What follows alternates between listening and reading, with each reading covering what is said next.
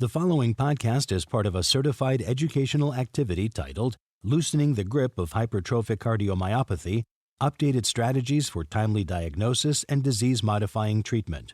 Access the entire activity and complete the post-test at peerview.com/GYW860. Downloadable slides and practice aids are also available. Great. Good morning, everyone, and thank you for joining us for our talk today, which is Loosening the Grip of Hypertrophic Cardiomyopathy, Updated Strategies for Timely Diagnosis and Treatment. I'm Anjali Owens from the University of Pennsylvania, and I'm joined today by my colleague, Dr. Neil Lakdawala from Brigham and Women's Hospital. And our goals today are to sharpen your skills on suspicion of HCM, diagnosis of HCM, and we'll talk about new therapies that are available for this condition. Okay, let's get started. So the first segment will be about heightening your awareness and the rationale for increasing suspicion of HCM. So with a little bit of epidemiology to start, we know from worldwide studies that the prevalence of HCM ranges somewhere between 1 in 200 to 1 in 500 individuals. Again, this is worldwide, affecting men and women equally, and people of all ages can have HCM. With those estimates, we think that there are 15 to 20 million people living with HCM worldwide. Many of these patients are undiagnosed, partially diagnosed, or diagnosed late. So not everyone that's living with HCM knows it. The causes of left ventricular hypertrophy in many cases is HCM, and within that group, in 40 to 60%, we can identify a pathogenic variant in a sarcomere gene, which is listed on the left of the slide.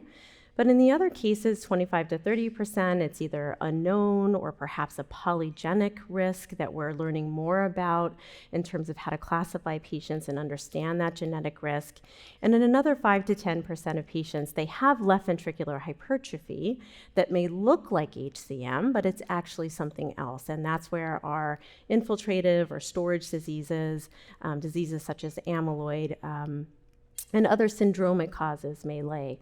So I would encourage you in your clinics as a first thing is that when you see left ventricular hypertrophy, don't stop there. Look further for the cause of left ventricular hypertrophy, and in many cases you'll be able to diagnose HCM or perhaps another condition that has a targeted therapy. When we do diagnose genetic HCM, we know it's the result usually of a sarcomere variant. And so pictured here as a schematic of the sarcomere, and you can see the vast majority of pathogenic variants are in myosin heavy chain and in myosin binding protein C. We'll talk a little bit about the underlying pathophysiology of HCM and what we think is happening with too many cross bridges forming between actin and myosin, leading to hypercontractility and left ventricular hypertrophy. And we'll talk towards the end of the talk about how our newer therapies target this underlying pathophysiology. So what we see in a clinic as a result of sarcomere variants is over time, adverse neurohormonal signaling that leads to diastolic dysfunction, in some cases outflow tract obstruction. We get adverse remodeling of the left ventricle with hypertrophy, with fibrosis, resulting in arrhythmias, and of course our most feared complication, sudden cardiac death or heart failure symptoms. Here's the hemodynamic classification that we typically use. And again, think of this as somewhat arbitrary, as a continuum of patients that are non-obstructive, which we define as an LVOT gradient that is less than 30 millimeters of mercury. There are two subtypes that you can see there with an apical variant and then a more septal predominant variant. In the middle, we have pictured the obstructive hemodynamic subset where you get a gradient greater than 30. And again, you can see the more classic phenotype with LV outflow tract obstruction, and pictured there is systolic anterior motion of the mitral valve here. And then we have a mid-cavitary obstructive phenotype, which is pictured in the middle.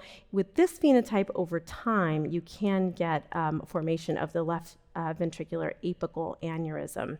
And then finally, we have what we call the latent or provocable obstructive phenotype, where your gradient is less than 30 at rest, but with Valsalva or exercise, you can provoke obstruction. We know that HCM is associated with significant excess mortality. This occurs across the age spectrum. Patients who are diagnosed early in life with clinical HCM do have a worse prognosis in terms of having complications of death, heart failure, and significant arrhythmia, but even in the older ages, we do see excess mortality. When we look at phenotypic expression by sex, we can see some differences between women and men. This gets back to one of those pretest questions, but we generally see women present in a more advanced stage of disease. They are older at the time of diagnosis. They're more symptomatic with more diastolic dysfunction and more heart failure.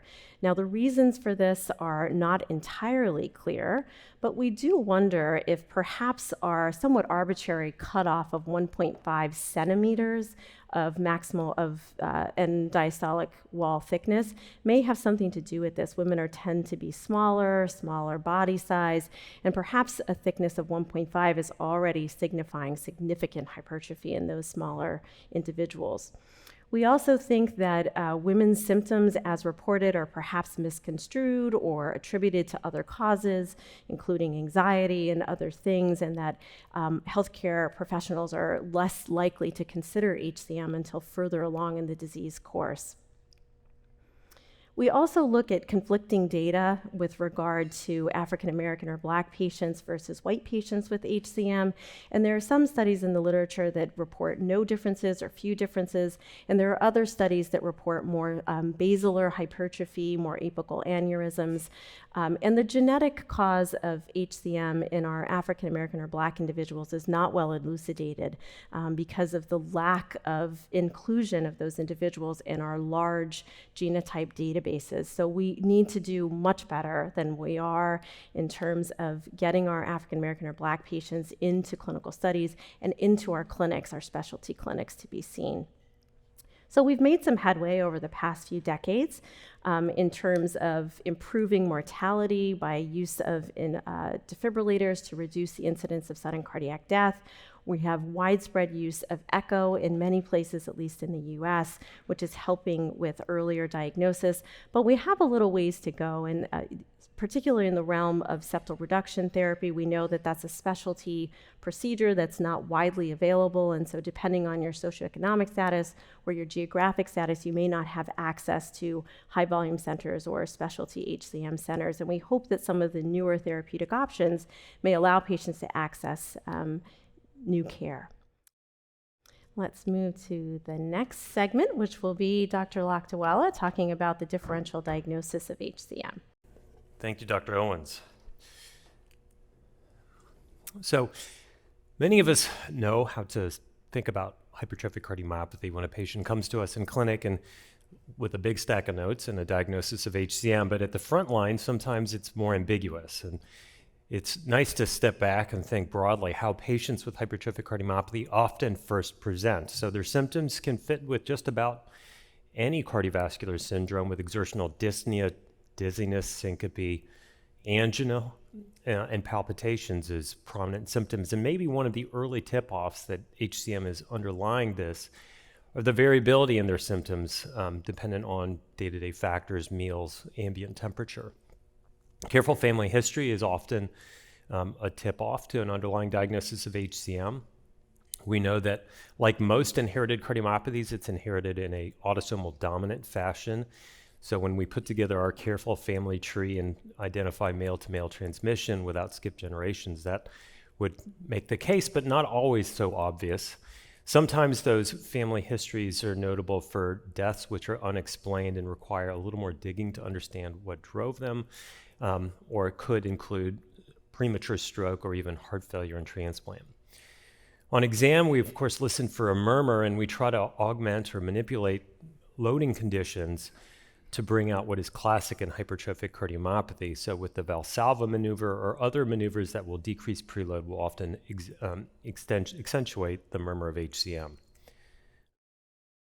If we're looking at patients to tell us how they feel before they were diagnosed with HCM, they'll tell us that dyspnea is the most common symptom. This comes from the Hypertrophic Cardiomyopathy Association, a patient advocacy organization that polled their patients. Exercise or effort intolerance is prominent along with dizziness, palpitations, and chest discomfort. We're working as a community to try to better measure the symptom burden of hypertrophic cardiomyopathy. And much like the KCCQ has helped to inform quality of life metrics in heart failure writ large, there are disease-specific quality of life metrics being developed for HCM. And one is listed here with domains separated by the types of symptoms: dyspnea, fatigue, broader cardiovascular symptoms. And again, recognize that their symptoms can vary based on day-to-day factors: the temperature, when they've eaten, whether they've had anything to drink, or maybe all of the above. What do our guidelines tell us? Well, our guidelines tell us the same thing. Look for the same symptoms, the family history, listen for a murmur, look for an abnormal ECG or echocardiogram.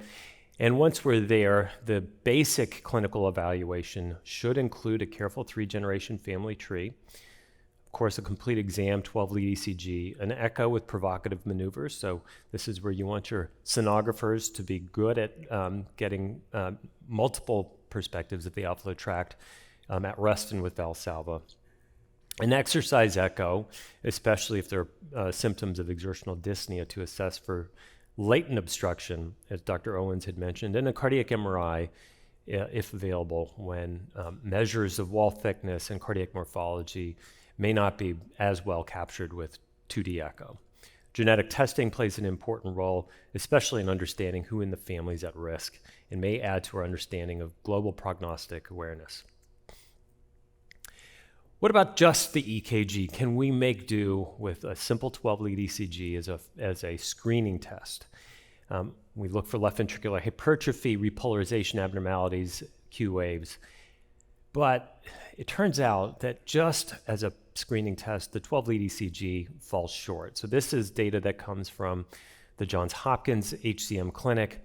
And the most common ECG abnormality was some form of repolarization abnormality. Altogether, about 2/3 of patients had a repolarization abnormality, T-wave inversions or ST segment depressions. This was followed by left atrial enlargement, and then our classic LVH criteria that we learned about in medical school. And importantly, almost 20% of these patients had a normal ECG. So a 12-lead ECG is not enough. Patients need cardiac imaging if we suspect HCM. Does echo do enough? I think in many patients, echo does a great job at characterizing left ventricular remodeling, but there are patients who have suboptimal windows where the value that cardiac MRI provides can be crucial for making a diagnosis. So one is how much hypertrophy. We know that the magnitude of hypertrophy plays an important role in our understanding of sudden death risk. And here is a representative 2D still where we measure the septal thickness at 21 millimeters. And then on the bottom panel, there's a patient who has left atrial and to a lesser extent right atrial enlargement, but nothing apparent in the left ventricle, largely because of acoustic windows. But with cardiac MRI in both cases, we can see that management is impacted by better fidelity images. So in the top panel, a better measure of wall thickness, which can have prognostic ramifications. And in the bottom panel, where 2D echo poorly characterized the LV apex, we got a good picture from cardiac MRI. Some of this, of course, can be overcome by using echo contrast. So what can trip us up? How can we overlook a diagnosis of hypertrophic cardiomyopathy? Some of it is a diagnosis that is carried forward or clinical inertia. So a patient comes to you and says they have exercise-induced asthma. There's nothing to see here, but of course, this is a classic diagnosis in younger people who have obstructive HCM where you have not done the proper imaging to make a diagnosis. Mitral valve prolapse can cause a systolic murmur.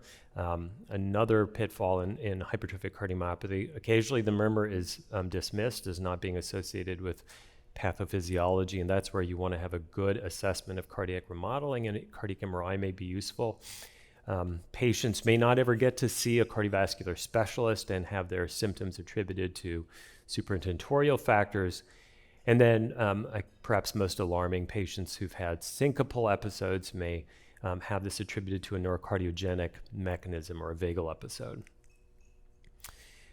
There are other causes of left ventricular hypertrophy that we need to consider when evaluating a patient for suspected hypertrophic cardiomyopathy. One is very common. Amyloidosis, I think, as a community, we've learned to appreciate in large part because of the prognostic and therapeutic ramifications. And then a number of either storage or phenocopies are listed here. Broadly, one general tip-off, but not always the differentiating factor, is that these are usually a cause of concentric hypertrophy. And with the exception of amyloidosis, several of them are associated with pre-excitation on a 12-lead ECG. So a pseudo-delta wave can be a sign of a metabolic cardiomyopathy like Fabry, PRKG2, or Danon disease. And several syndromic conditions have other extra cardiac features like neuropathy, CNS factors, and even some skin findings. So we'll shift to a case. This is Alan. He's a 43-year-old man who presents to you for exertional dyspnea. He has had fatigue in conjunction with this, a couple episodes of exertional lightheadedness, and you categorize him as having functional class 3 impairment. His blood pressure was 110/70, heart rate was 55, and you had arranged genetic testing based on the echocardiogram I'm about to show you, which was negative for a sarcomere variant. And here is his 12-lead ECG. Here are some representative 2D images, one with color Doppler. On the left panel, we can see preserved left ventricular systolic function. The septal wall thickness is increased. There is systolic anterior motion of the anterior mitral leaflet. And on the right panel, there's some left atrial enlargement. Again, hyperdynamic, or at least preserved systolic function with septal thickness, and flow acceleration in both the mitral coaptation point and towards the outflow tract. So Doppler images taken from the same patient in a 3-chamber view at the left ventricular outflow tract show that there is flow acceleration associated with a pressure gradient at rest of almost 50 and with Valsalva 86 millimeters mercury. So what is Alan's diagnosis? So great, obstructive HCM, you're here. Everyone's had some coffee, so. Next time we're doing a Danon case, that's it. Yeah, that's it. So agreed.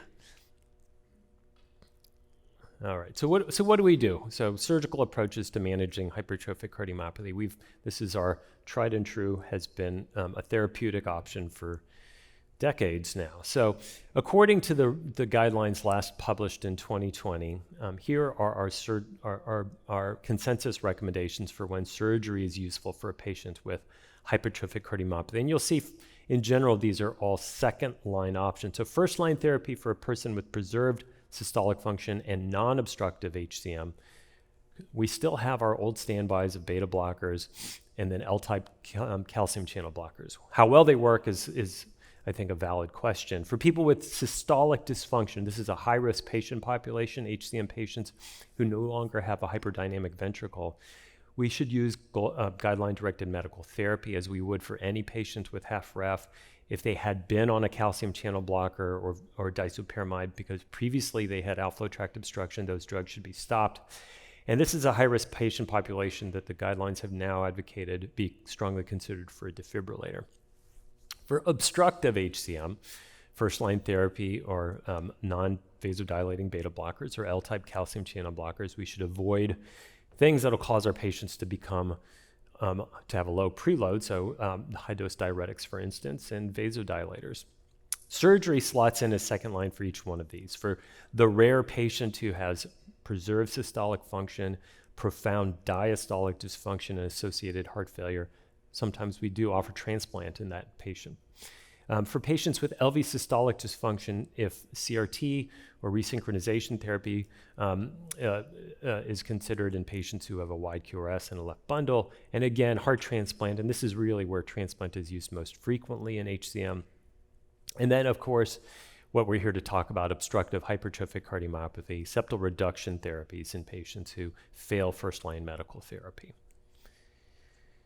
But when we look at a large cohort of patients with hypertrophic cardiomyopathy from the SHARE registry, now nearly 10,000 patients strong, about 1/5 of the patients at that macro level need septal reduction therapy. So this is a big number of people. Maybe not the most common outcome in the lifetime of a patient with HCM, but up there, just behind needing a defibrillator or having atrial fibrillation.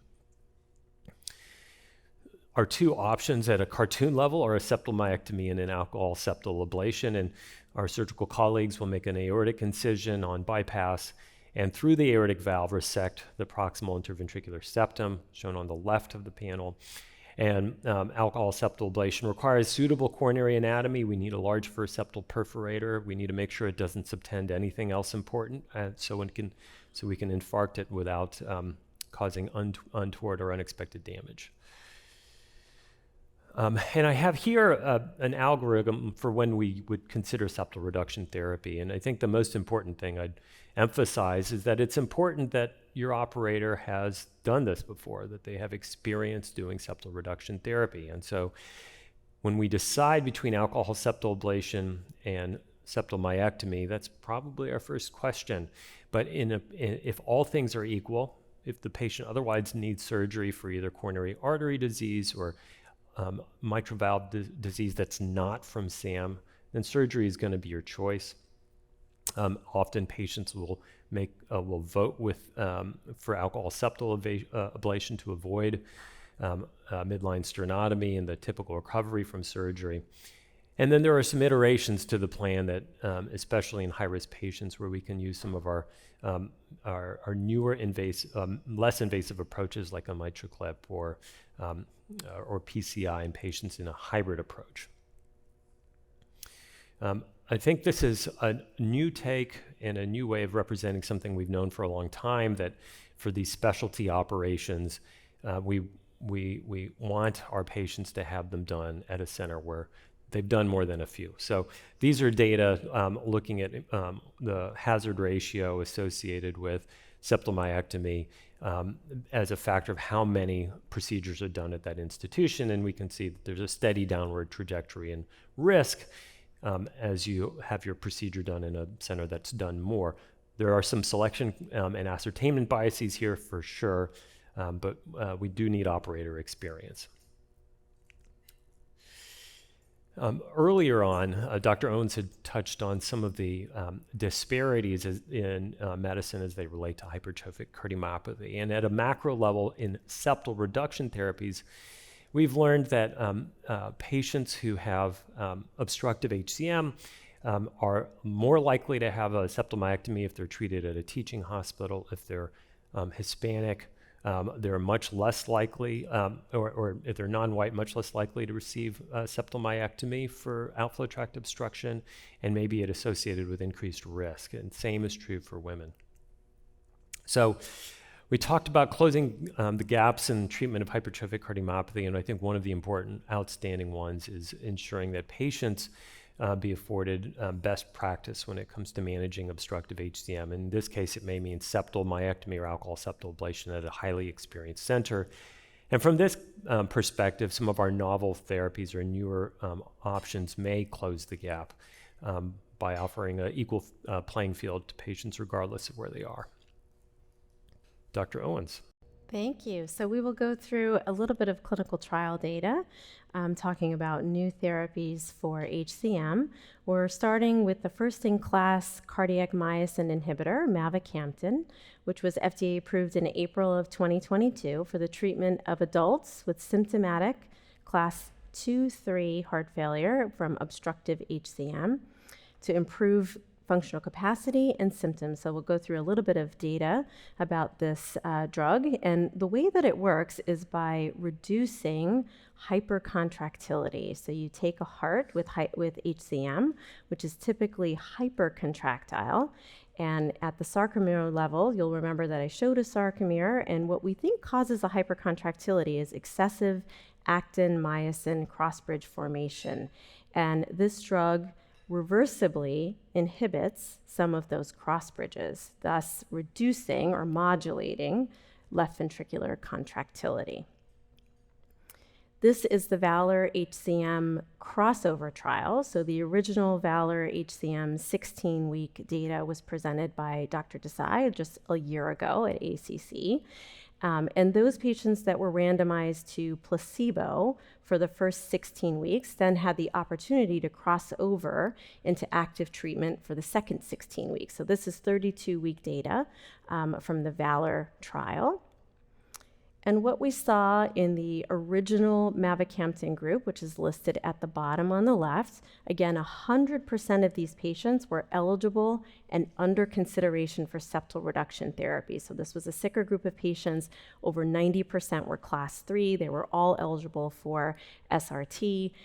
In the original Mavicantin group, by week 16, only 18% were still eligible for SRT, whereas in the placebo group, 77% remained eligible for SRT or decided to undergo SRT. So in the crossover trial, what we saw is that when patients started Mavicantin, so again, this was the placebo group up until week 16. Then they crossed over to Mavicantin, and you can see by week 32, they met up with their colleagues who started on Mavicantin from the beginning with pretty substantial reductions in resting and Valsalva LVOT gradients. The magnitude of reduction was similar to what we saw in the pivotal phase 3 trial, the EXPLORER trial. Here is data also in that 32-week group looking at placebo in green, crossing over to Mavicantin at the 16-week crossover point, and we saw an expected small drop in left ventricular ejection fraction in the range of about 4 to 5% in patients who were treated with Mavicantin. And again, this is because of the mechanism of action of reducing hypercontractility. Looking at markers of diastolic function, we saw that there was a reduction in the septal E to E prime ratio. And again, once patients crossed over and got active drug treatment, they met their colleagues who started off on Mavicantin with significant reductions in E over E prime. When we look at NYHA class, which is somewhat crude and interestingly does not always correspond with gradients in our patients with HCM, we did nonetheless see an improvement in NYHA class in the group of patients who were on Mavicantin versus placebo, and you can see that listed here. And again, the group at 32 weeks who started off on Mavicantin, so this is the group at 16 weeks, started off on Mavicantin, 63% had an improvement or greater than equal to 1 functional class. By 32 weeks, we're up to 91%, so they had additional further benefit by being on Mavicantin for another 16 weeks. And the placebo to Mavicantin group was similar to where the initial group was at that 16-week mark, suggesting that 16 weeks is good to show a benefit, but perhaps longer-term therapy will give us additional benefit. Certainly, we're not seeing that it plateaus or goes away. We're seeing sustained benefit through those 32 weeks. This will be the KCCQ data. This is coming this morning, so be sure to tune in for that, showing the improvement in KCCQ for patients who were in VALOR and that 16-week endpoint. There is a lot more data coming from the EXPLORER-HCM trial, and again, that's the pivotal phase 3 trial that led to the FDA approval of Mavicantin. Dr. Wang from Duke will be presenting 2 presentations in subgroups of the EXPLORER trial, and Dr. Kreshe from WashU will be presenting 2 more sets of data, again, in subgroups from the EXPLORER trial, so be sure to tune into those. Dr. Saberi and Dr. Masri will be presenting additional long-term efficacy data. Dr. Saberi will be presenting on MRI data, and again, this is very interesting, 96-week data on MRIs. We're all very interested to see what is going to be the long-term effect of remodeling in the patients who are on Mavicantin for this many years. And Dr. Masri will be presenting even longer-term data. So these were the true pioneers, the PIONEER-OLE study, which was the phase 2 study. Those patients, some of them have been on Mavicantin now for 4+ years. So this is the longest-term data that we have. And my own colleague from Penn, Dr. Riza, will be presenting some real-world data that we've gathered at our institution since FDA approval, so tune into those. Next, let's talk about the next-in-class agent. This is Affycanthin, again, a cardiac myosin inhibitor, a reversible inhibitor of cardiac myosin. This drug has a shorter half-life, so we do titrate it more quickly because you can reach steady state quicker, and I'll show you some data about clinical trials in Affycanthin. So the first is the REDWOOD-HCM trial. This was very recently published now data. And this is a phase 2 study. The design was a randomized trial, Affycanthin versus placebo. All patients were on background standard of care therapy, which was either beta blockers or calcium channel blockers. All patients were symptomatic with severe obstructive HCM. This was a dose-finding study. The doses are listed at the bottom with cohort 1, including lower doses, and cohort 2 with the higher doses. Looking at the change in gradients, again, both resting and Valsalva gradients, you can see a dose-dependent, really remarkable reduction in gradient that started as early as 2 weeks in the Affycanthin cohort 1 and cohort 2 versus placebo. And again, a similar nice reduction that's sustained that we saw in the Valsalva gradient. Now at week 10, that was the end of treatment for this study, and then there was a 2-week washout. And importantly, we like to see that the gradients went back up to baseline. So this is a reversible drug, both Affycanthin and Mavicantin. Here's the LVEF effect with Affycanthin, and again, by mechanism of action, we expect a small drop in ejection fraction. This is the way the drug works. So as cardiologists, we have to get used to modulating contractility in these patients and understanding what those small drops mean. Importantly, no one dropped below the threshold of dose reduction, which was set here at 50% in our patients with HCM. Here is some data both on hemodynamic response, which is on the left, and also NYH response. So these are 2 responder analyses that were done in the REDWOOD study, and you can see a dose-dependent improvement in hemodynamic response. And we defined a complete hemodynamic response in this study as a resting gradient below 30, which you'll recall is our definition of obstruction, and a Valsalva or provocable gradient less than 50. And in the higher dose Affycanthin cohort 2, a remarkable 93% of patients reached that hemodynamic response threshold.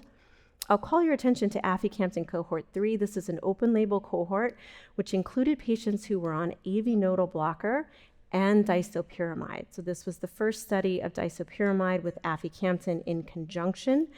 This was a much sicker group of patients, as you might imagine, who were refractory to disopyramide plus AV nodal blocker. These are very hard patients to treat if they don't want septal reduction therapy. And in that group, we did see a response, but not quite as a robust response. This cohort was mainly done for safety. So the higher dose of Affycanthin was not utilized in this cohort 3, but it will be looked at in the ongoing SEQUOIA-HCM study. You can see an NYHA response, again, very similar to what we see with Mavicantin, with over 60% of patients reporting an improvement of greater than or equal to 1 class. Now, Affycanthin cohort 3, again, open label, and we know there's quite an effect from NYHA on open label, so I would just take that with a grain of salt. There are 2 poster presentations or moderated posters that are being presented on Affycanthin here at ACC. So again, I encourage you to tune in to these. Dr. Saberi, who's busy this meeting, will be presenting long-term data on Affycanthin in patients with obstructive HCM. And Dr. Masri, also very busy, will be presenting new data on non-obstructive HCM. So again, this is a nice population to think about. This is going to be the next horizon in terms of cardiac myosin inhibitor therapy. So this should be very interesting data. So as clinicians, where do cardiac myosin inhibitors now fit into the management of our patients with obstructive HCM? So if you look at our first-line therapies, and Dr. Lakdawala walked you through what the guidelines say in terms of what to do with our patients who have symptomatic obstructive HCM, the Mavicantin EXPLORER data would suggest that if you have a patient either on a beta blocker or a calcium blocker, they remain, 1, symptomatic, Two, with a high gradient, that you can add in mavacamten as add-on therapy, as was done in the EXPLORER trial, with significant benefit. In terms of the second-line therapies, or patients that are sicker, there we're looking at whether or not patients want to go septal reduction therapy, whether they're candidates anatomically to undergo septal reduction therapy. Many of those patients are offered disopyramide as second-line therapy. And based on the VALOR data, we have phase 3 data from VALOR showing that addition of mavacamten on top of optimized medical therapy can provide additional benefit in terms of gradient reduction, symptom improvement, and patient-reported symptom improvement. So what do you need to know about mavacamten? Mavacamten was approved by the FDA with a REMS program, so risk evaluation and mitigation. We expect that the ejection fraction will drop by a bit in many patients who are treated with mavacamten. And again, that drop is around the order of 4%, but of course will vary by patient. And you don't want to initiate mavacamten in anyone whose left ventricular ejection fraction is less than 55%. And again, that gives you a margin to have a little bit of reduction of contractility and still not get into any sort of issue with systolic dysfunction. This is also important, is that if your LVEF drops to less than 50% at any point when treated with a cardiac myosin inhibitor, you need to temporarily interrupt therapy, allow that ejection fraction to return to the above 50% range, and these hearts will return to their baseline if given enough time, and then you can restart the therapy at a lower dose. Another very important point about mavacamten, there are significant drug-drug interactions that need to be taken into account. So at every point that you're seeing a patient who's on mavacamten, you need to run through their med list and check to see that there are no new prescriptions or over-the-counter meds that they are taking that may have an interaction. And we encourage all of our patients to let us know and let the specialty pharmacy know if they're starting any new therapy. The REMS program includes a training for prescribers, for pharmacists, and you really cannot prescribe or dispense this drug without going through the REMS training, at least at this point. So let's look at the incidence of left ventricular ejection fraction less than 50% reported in the phase 2 and 3 trials. And you can see here the non-obstructive HCM population, which is the MAVERICK population. This is a little bit of a different bear, and I think we're going to have to think carefully about how we utilize cardiac myosin inhibitors. There will be trials coming looking at this on the phase 3 level. This was a phase 2 study, and in this dose-finding study where they were pushing to PK levels, we did see up to 12.5% of patients have a temporary reduction in LVEF to less than 50%. In the obstructed population, much less so, and again, you can see the data listed here. So back to our case, and then we'll take some questions. A 43-year-old man that Dr. Lochtueller presented, Alan, who was feeling very fatigued, dyspneic, having exertional presyncope, which again is a worrisome sign in an obstructed HCM patient, class 3 by history, blood pressure normal. He had a resting bradycardia because he's on metoprolol at very high dose, and he had no causative genetic variant identified on genetic testing. And again, this was a trick question that Dr. Lochtueller gave you, but this is still obstructive HCM. Even with a negative genetic testing panel, we know that we do not pick up all causes of HCM on our current genetic testing panels. So here is his echo images again. You'll remember he's got systolic anterior motion of his mitral valve. That's part of the mechanism by which we're seeing LV outflow tract obstruction. With that, Sam, you're seeing flow acceleration in the LVOT, posteriorly directed sort of eccentric mitral regurgitation, which is typical of SAM-related MR. He's got a dilated left atrium, a thick septum, and as we typically see, a normal to hyperdynamic ejection fraction. So what are the therapeutic options for this patient? What would you do for him in terms of treatment? His resting gradient is 47, his Valsalva gradient is 86. Let's see what Dr. Lochtueller. Yeah, I think this is a great example of how we can tailor our therapies to our patients' wishes and their other extenuating factors. So disopyramide has been around for a long time. I think the efficacy is okay, not been demonstrated in the same rigorous fashion as we would like. Drug is not always available. There's some important side effects. He does not have a prohibitive QT interval, so it would be reasonable, especially in the past, if he didn't want surgery. I think this would have been an easy slam dunk for SRT, a patient with class 3 symptoms in spite of max dose beta blocker in the past, but now with myosin inhibitors. And based on your conversation with the patient and their wishes, I think a Mavicantin option would be entirely reasonable as well. Yeah, that's my feeling. So, this young man is a police officer in Philadelphia, and he was not keen on taking a medication for the rest of his life daily. So he actually opted to undergo surgery, septal myectomy. He's done very, very well, fortunately with no complications, and is back to work and feeling great. So that was his decision in this case. And I think that's probably it. So we're happy to take some questions. There may be questions online, and also certainly from the room. Yes. In the original study, when you were looking at gradients, were the echocardiography readers blinded to the treatment, versus placebo group? That's one question. Yeah, so the EchoCore lab was blinded to treatment assignment. All they had was a study ID, in fact.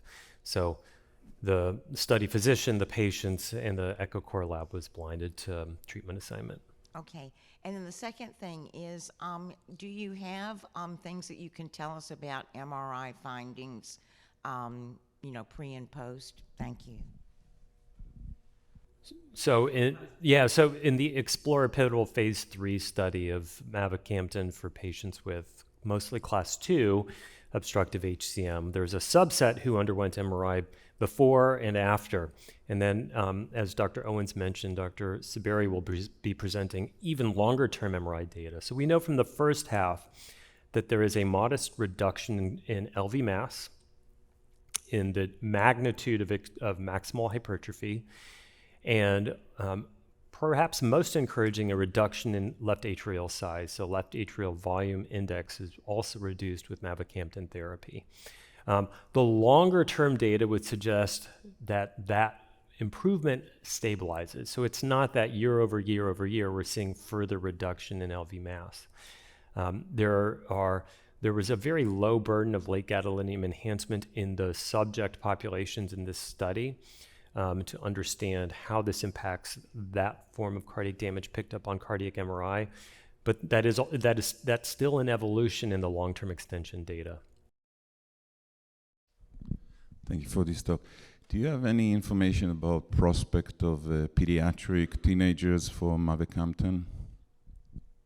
Yes, I think both companies that are making cardiac myosin inhibitors are interested in doing pediatric trials, so I think we'll see those coming soon. Every once in a while, I'll see a patient with a combination of valvular and subvalvular obstruction. Now, not severe AS, maybe mild, moderate AS, and then some component of subvalvular obstruction. How do you handle, diagnose, treat someone like that? Great question. Often a conundrum that we see too. I'm interested to see what Neil thinks. At Penn, we do a heart team approach, so we do get our surgeons, our interventional cardiologists involved, and often we are doing concomitant AVR and myectomy if the degree of AS is severe enough. In a case where the AS is not as severe, I would say that we are now tempted to use cardiac myosin inhibitors in select cases where there's definite SAM, and we think the predominant mechanism of obstruction is the dynamic component, as long as there is less than moderate or to severe AS. But I think, it's got to give it some thought, I think. What would you do? I totally agree. A clinical conundrum, and I'd restrict that to the patients with mild aortic stenosis, where maybe you're not so sure what the magnitude of the gradient is, but you're not as worried that this is a patient with symptomatic valvular stenosis, because I worry about the risk of precipitating heart failure in that patient population because they need their contractility. And those are people who are excluded from the clinical trial, so we can't really rely on our clinical trial data to guide us.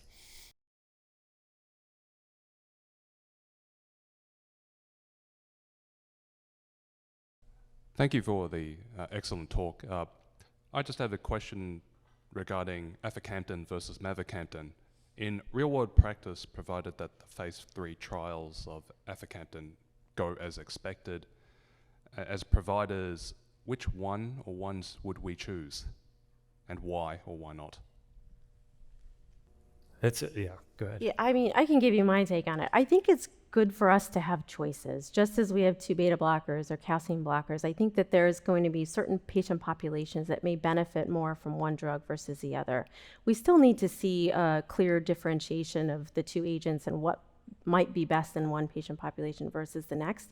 What we know so far is that Affycanthin does have a shorter half-life, so you can titrate it more quickly than you can Mavicantin. I think it'll be interesting to see the results on drug-drug interactions. That may be another potential differentiator. But you can imagine, you know, the times that we've seen in the long-term extension and then so far in the real world with Mavicantin, where people may drop their ejection fraction, is in the setting of an intercurrent illness. And that's the situation, rapid AFib, significant pneumonia, where you can imagine the patient needs their contractility a bit more. And so if you have a patient like that where you're expecting that this may happen in their future, that may be someone who you want on a drug with a shorter half-life. On the other hand, if you have a 20-year-old who's going to skip their pills here and there, but is very low likely to have a significant septic event, et cetera, then you might choose a drug with a longer half-life. So I think that, in my opinion, it's better to have choices. Yeah, no, I agree. And I think the one point that Dr. Owens made earlier that's always worth keeping in mind with the drug-drug interactions in particular, and this relates maybe more to Mavicantin, is that these are often over-the-counter drugs, and you do need to carefully survey for very commonly used medications, in particular omeprazole, drugs that you don't always ask your patients if they're getting over-the-counter Prilosec. So I think as we think about making choices between the 2, one is going to be how drug-drug interactions are going to impact the safety of the 2, but I completely agree that it's important to have choices. Thank you. Your comments or recommendations on management of symptomatic but technically non-obstructive versus almost sub-obstructive HCM. So I think the question was how to clinically manage symptomatic, non-obstructive, and almost obstructive hypertrophic cardiomyopathy. I'll take the second first. So almost obstructive, I think we want to really know that it's not just obstructive. And I think we all have case examples and experience with patients who on their first 1, 2, maybe even 3 echoes didn't quite have an obstructive gradient, but clinically had a story that fits with obstructive HCM. And so what I do for those patients is make sure I get an exercise echo. I make sure that at rest, I get a good quality Valsalva maneuver, and sometimes we'll use a postprandial echo in that context, and have been a little humbled by the number of times I told a patient you don't have obstructive HCM and they're still symptomatic, and then really kept testing and picked it up.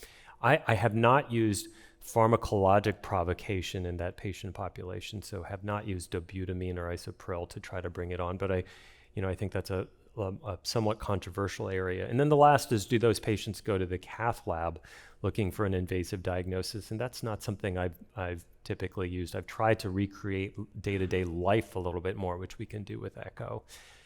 For non-obstructive HCM, it's a tough patient population. So we diurese them if they're congested. We try a beta blocker, we try a calcium channel blocker.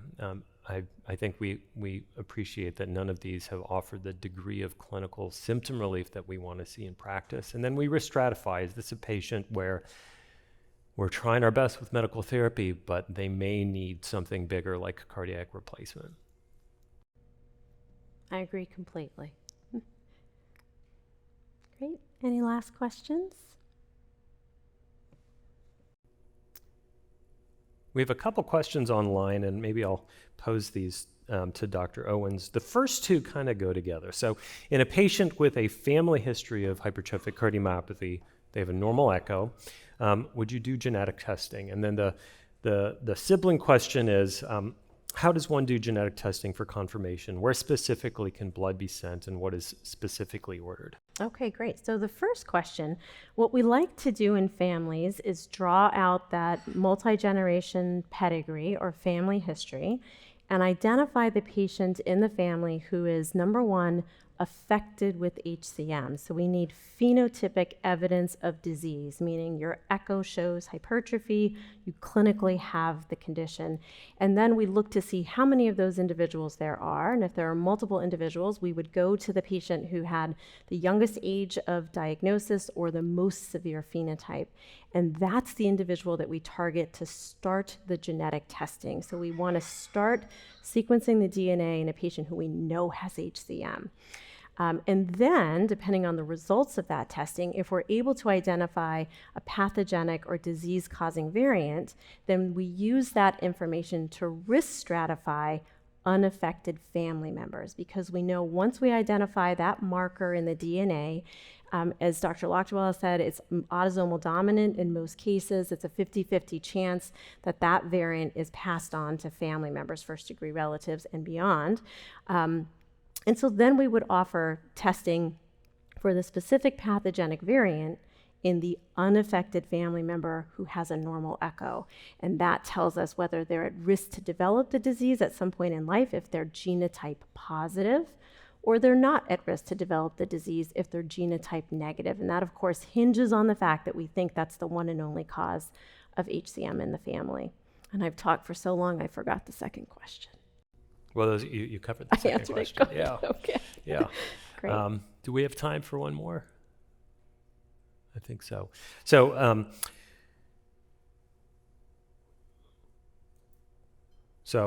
this is a question I think we covered a little last year as a community. So what specific therapies can be considered prior to the onset of heart failure in a patient who has hypertrophic cardiomyopathy?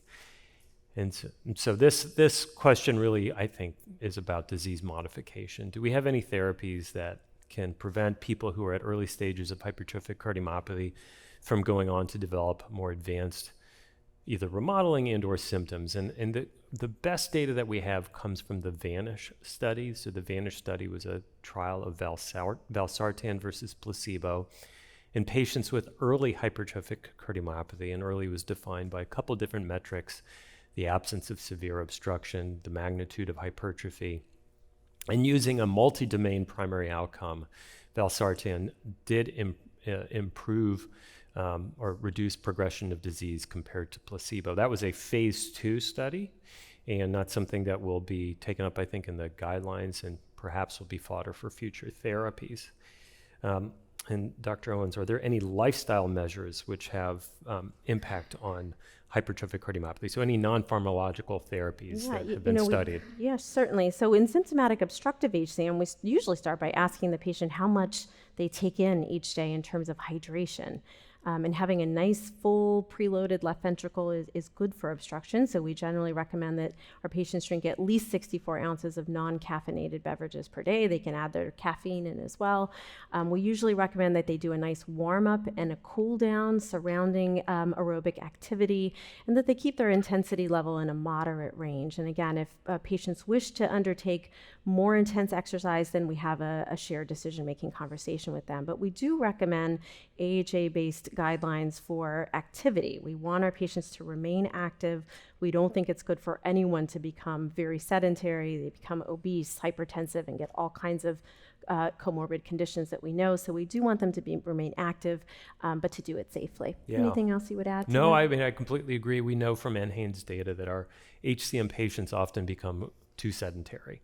And our colleague, Dr. Saberi and Dr. Wheeler, Dr. Day studied a structured exercise program in people with hypertrophic cardiomyopathy. So this was the RESET trial. And of course, not double-blinded, but randomized. And there was an improvement in functional capacity and some measures of quality of life in patients who were randomized to a structured exercise program. And it was safe within the confines of a modest study size and not a profound amount of exercise. Looks like we have one more question.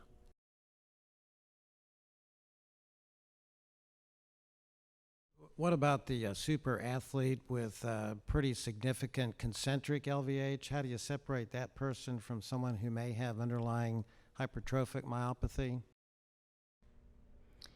Takes some time and effort. So I would say we certainly start with what I would say is a deep phenotyping. So that includes a CPET study, in many cases an MRI, so that we can really look at the morphology of the ventricle, see if there's any signs of scar, delayed enhancement. Look to see that the patient really is as fit as they say they are. Sometimes you put them on a peak VO2 and they say, I'm very, very athletic, but their peak VO2 doesn't reflect that objectively. So I think number one, you try to make those, that fork in the road by morphology, looking to see that diastolic function is supranormal, looking to see that the cavity size is big and not small. All of those things can help us to differentiate physiologic hypertrophy due to remodeling from fitness versus pathologic hypertrophy. But in some cases it can be confusing, and at times we've had patients sort of detrain for a period of 16 weeks or so, and see if any of that hypertrophy regresses. Not many athletes that are super athletes really want to go down that path, but occasionally, you could offer that. Dr. Lactuella, any other thoughts? No, same deep phenotyping, and I think as a community, we are also more open to shared decision making. So I think when you reach that point, if things are still ambiguous, conversations can ensue. But I think we need to convey that there is an increased degree of risk.